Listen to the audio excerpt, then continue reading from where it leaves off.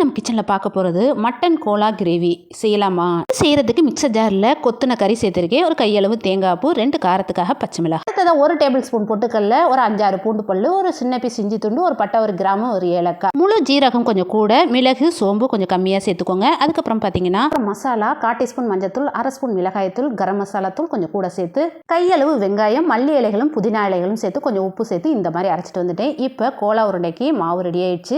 இப்போ அடுத்ததாக இன்னொரு ஜாரில் 5-6 பூண்டு பல்லு, ஒரு சின்ன பீஸ் இஞ்சி துண்டு, கையளவு பெரிய வெங்காயம், ஒரு 3 தக்காளி, இது எல்லாத்தையும் இந்த மாதிரி அரைச்சிட்டு வந்துட்டேன். இப்போ கிரேவி வைக்க அகலமான பேனில் கொஞ்சமாக ஆயில் சேர்த்துட்டு, ஒரு பட்டை, ஒரு கிராமு, ஒரு ஏலக்காய், 1/4 டீஸ்பூன் சோம்பு, பிரியாணி இலை, இது எல்லாமே நல்லா வெடிச்சு வந்ததுக்கப்புறம் நம்ம அரைச்ச தக்காளி அதில் சேர்த்து, காரத்துக்கு 2 பச்சை மிளகாயும் சேர்த்து நல்லா மிக்ஸ் பண்ணுங்க. இந்த பச்சை வடை, அதாவது வெங்காயம், தக்காளி பழம், இது எல்லாமே எண்ணெயில் நல்லா வதங்கணும். அடுத்ததாக காரத்துக்கு 1 ஸ்பூன் மிளகாய்த்தூள், நம்ம அரைச்ச கொத்தங்கறி மசாலா கொஞ்சமாக சேர்த்துட்டு இது எல்லாத்தையும் நல்லா எண்ணெயில் வதக்கணும்.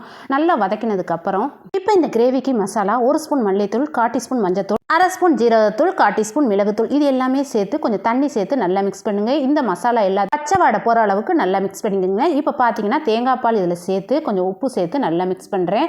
இப்போ மசாலா, இந்த தேங்காய் பால் எல்லாமே நல்லா மிக்ஸ் பண்ணிவிட்டு மூடி போட்டு 10 நிமிஷம் கொதிக்க விடுறேன். இப்போ 10 நிமிஷம் ஆனதுக்கப்புறம் திறந்து பார்த்து நல்லா மிக்ஸ் பண்ணுறேன். இப்போ நம்ம அரைச்சி வச்ச கொத்தங்கறியை ஒன்று ஒன்றா உருட்டி இதில் சேர்த்துக்கலாம். எல்லா உருண்டையுமே சேர்த்ததுக்கப்புறம் இந்த பேனை எடுத்து லைட்டாக குலுக்குனாலே அதில் உள்ள உருண்டையெல்லாம் எல்லாமே உருண்டுக்கும், சூப்பராக வந்துடும். இதை அப்படியே ஒரு 10 நிமிஷம் திரும்பவும் மூடி வைக்கிறேன். திரும்பவும் திறந்து பார்க்குறேன், உருண்டை நல்லா வெந்திருக்கு பாருங்கள். இது மேலாப்பில் கொஞ்சம் மல்லி இலைகளை தூவி சப்பாத்தி, நான், புரோட்டா, அது மட்டும் இல்லைங்க, ரைஸுக்குமே ரொம்ப சூப்பராக இருக்கும். இதை நீங்கள் ஒரு முறையாவது ட்ரை பண்ணி பாருங்கள். ஷகர் நேரத்துக்கு இது ரொம்பவே உங்களுக்கு யூஸ்ஃபுல்லாக இருக்கும். ஒரு முறையாவது ட்ரை பண்ணி பாருங்கள். ஓகே, பாய்.